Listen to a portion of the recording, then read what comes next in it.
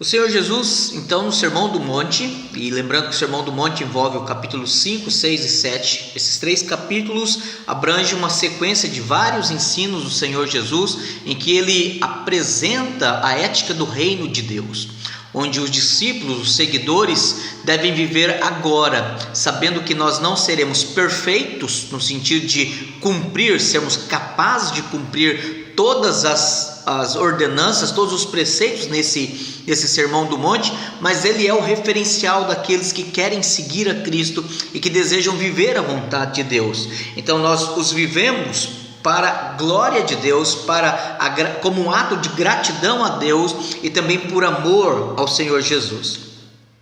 A partir do verso 3 até o verso 11, nós temos uma sequência de bem-aventuranças. E ele diz, então, bem-aventurados. A palavra no grego aqui é makarios, makaróis, seria mais exato, né? Ou seja, aqueles que são felizes, aqueles que têm o bem vindo sobre eles em tudo aquilo que lhes acontece. O bem de Deus vem sobre eles, sobre aqueles em que tudo lhe acontece segundo a vontade de Deus.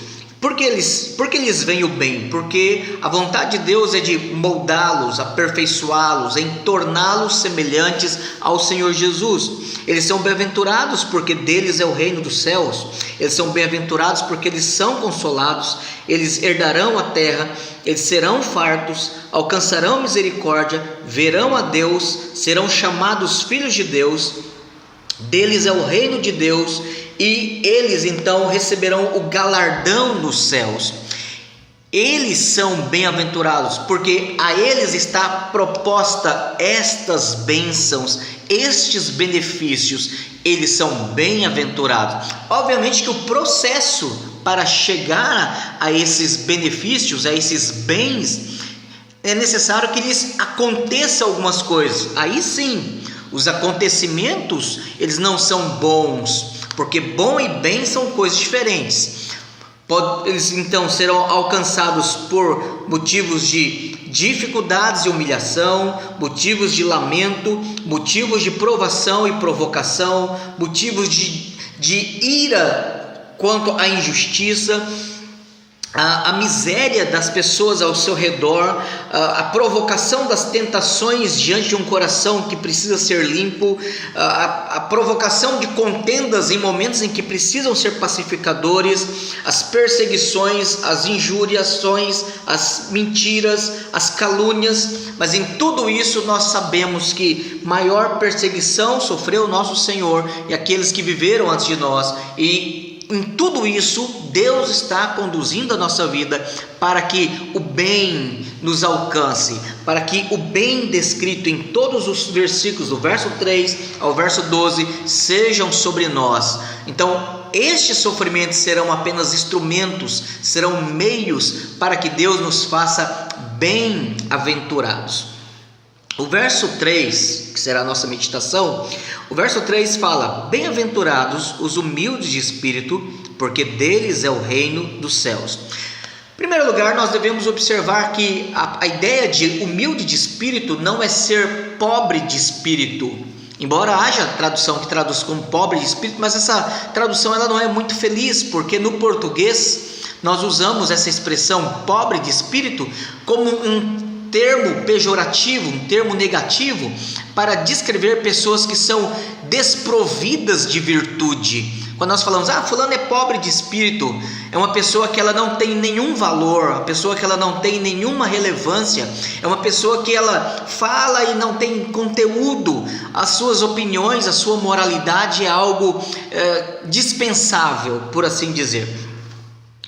Também não é pobre no sentido de pobreza financeira. Há uma outra tradução que traz lá pobres, né?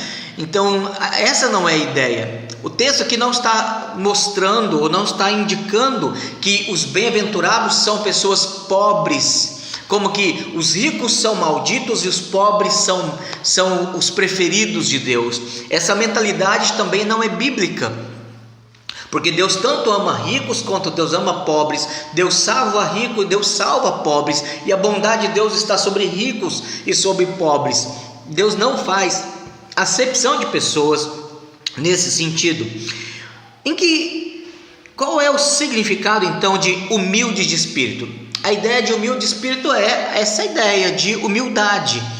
Aqueles que têm convicção de quem são, aqueles que têm reconhecimento de quem são diante de Deus e como eles devem se portar diante de outras pessoas.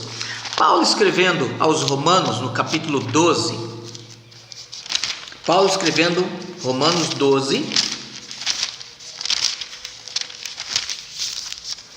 ele diz aqui no verso 16: tende o mesmo sentimento uns para com os outros, em lugar de ser desorgulhosos, condescendei com o que é humilde, e não sejais sábios aos vossos próprios olhos. Condescendei com o que é humilde, e não sejais sábios aos vossos próprios olhos. Lá em Filipenses, ainda em Filipenses, o apóstolo Paulo, capítulo 1, do verso 1 ao verso 30, ele diz assim: vivei acima de tudo por modo digno do evangelho de Deus, para que, ou indo ver-vos, ou estando ausente, ouça no tocante a vós outros que estáis firmes em um só espírito, com uma só alma, lutando juntos pela fé evangélica, e que em nada estáis intimidados pelos adversários. Pois o que é para eles prova evidente de perdição, é para vós outros de salvação, e isto da parte de Deus.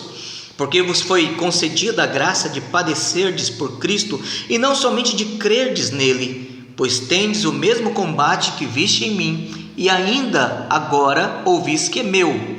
E aí ele fala então desse testemunho da salvação, que é prova evidente de uma salvação em Cristo Jesus. Capítulo 2, do verso 1 ao verso 4.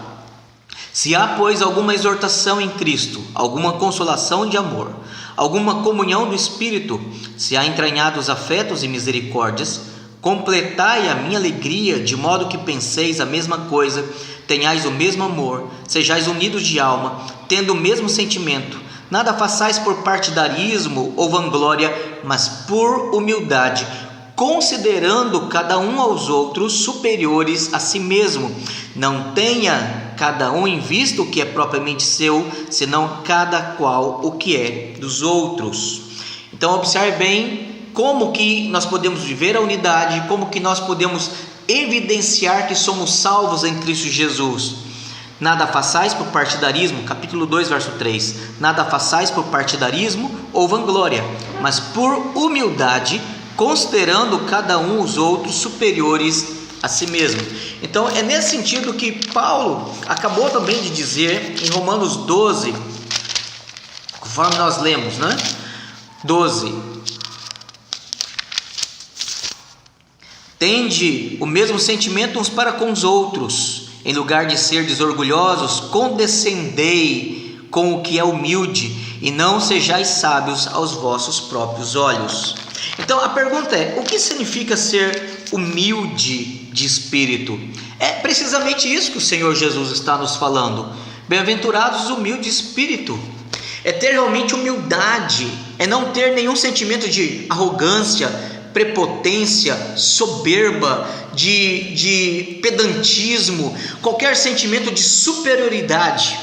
É curioso que uma das palavras para orgulho no grego é hybris, Hybris, ele significa aquele que olha por cima, E é curioso porque essa é uma expressão tão comum e às vezes reflete não só uma situação do estado de espírito e do coração do indivíduo, mas isso externaliza na sua compostura física, de modo que onde ela chega, no ambiente que ela está, por se sentir superior àqueles seus semelhantes, ela olha por cima. Talvez você já deve ter ouvido a expressão ou o ditado de fulano pensa que está por cima da carne seca, e de fato isso, ou fulano é nariz empinado, porque de fato é isso que a expressão significa, a pessoa que se acha superior às demais. Mas o Senhor Jesus, que nos diz que nós devemos ser humildes de espírito, ele também lá em Filipenses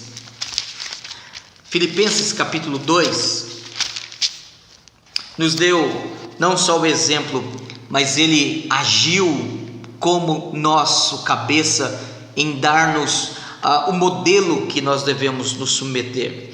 Capítulo 2, do verso 5 ao verso 8. Filipenses 2, capítulo 2, do verso 5 ao verso 8. Tende em vós o mesmo sentimento que houve também em Cristo Jesus, pois ele, subsistindo em forma de Deus, não julgou como usurpação ser igual a Deus. Antes, a si mesmo se esvaziou, assumindo a forma de servo, tornando-se em semelhança de homens e reconhecido em figura humana.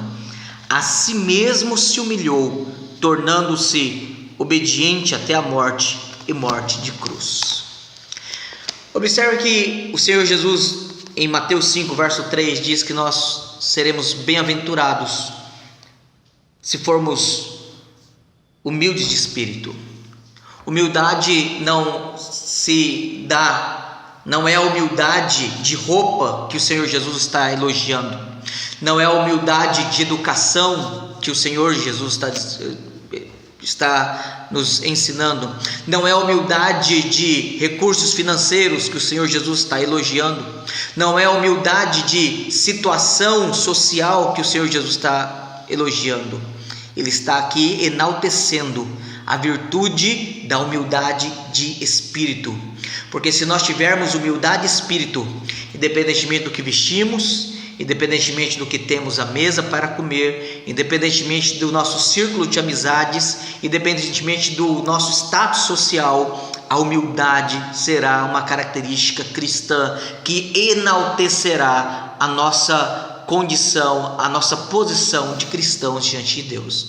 Por isso, encerrando, nós devemos lembrar que humildade é algo que foi tornado nobre pelo Senhor para aqueles que seguem a Cristo, porque o próprio Senhor Jesus nos mostrou que humildade é uma virtude. O Filho de Deus, sendo Senhor, fez-se servo. Ele sendo Criador, fez-se criatura. Ele sendo Rei, ele fez-se súdito.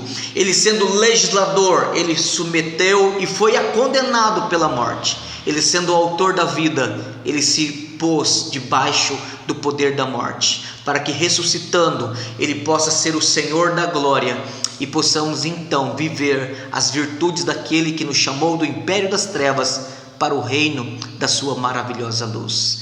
Bem-aventurados os humildes de espírito, porque deles é o reino dos céus. Amém.